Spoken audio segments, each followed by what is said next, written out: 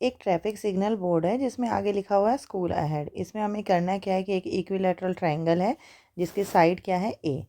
हमें पता है इक्विलैटरल ट्रायंगल होती है उसकी जो सारी साइड्स होती हैं वो इक्वल होती हैं, ठीक है। तो साइड ए के साथ है यानी कि तीनों की लेंथ क्या होगी, ए एंड ए।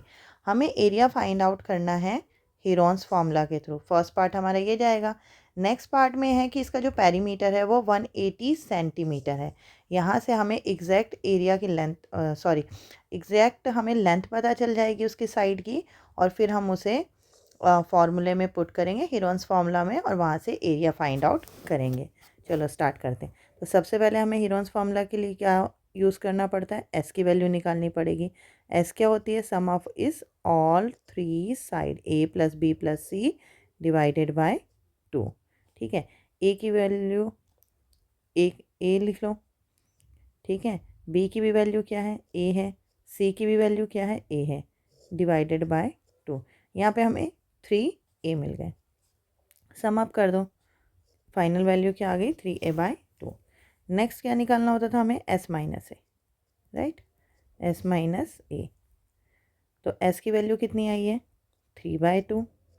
ए क्या है, उसकी साइड है जिसकी लेंथ, अगर मान लो ये मेरा ए साइड है, ये मेरा बी साइड है और ये मेरा सी साइड है, तो माइनस ए करो तो क्या हो जाएगा, 3a माइनस 2a, ठीक है। एलसीएम ले लेंगे यहाँ से हम इसके साथ, डिवाइडेड बाय 2। 3a में से 2a माइनस करेंगे, हमारे पास क्या बच जाएगा, a/2।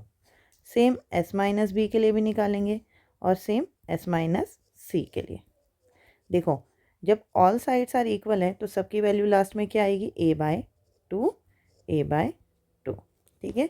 अब हमें चारों चीज़ें मिल गई, हमें s की वैल्यू पता चल गई, s minus A, s minus B and s minus C की भी वैल्यू पता चल गई।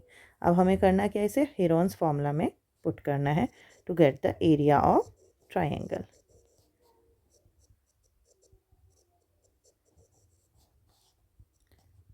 ठीक है, फॉर्मूला क्या होता है, under root of s into s minus A, s minus B and s minus C, ठीक है।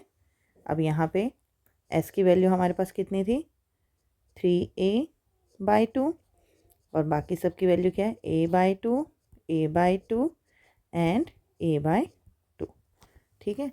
अब हमें अंडर रूट से वैल्यू अगर हमें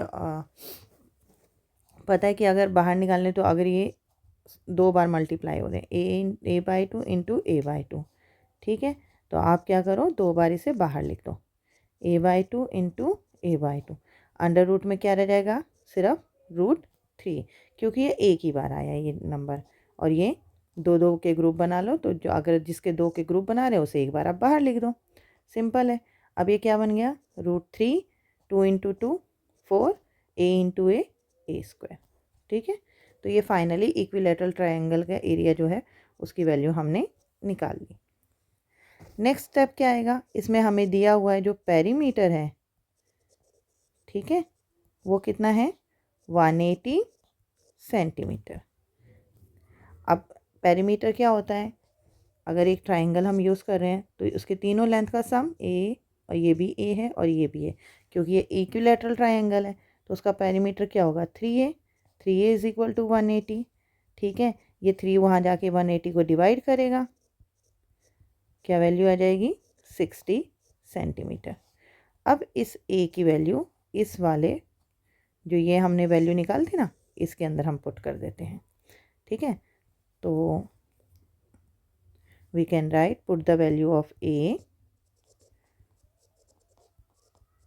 put the value of a in equation, इसे हम फर्स्ट मान लेते हैं अपना, ठीक है। तो इस इक्वेशन में हम पुट कर लेते हैं, तो क्या आ जाएगा, एरिया आएगा, एरिया इज इक्वल टू √3/4, 60 इंटू 60, ठीक है।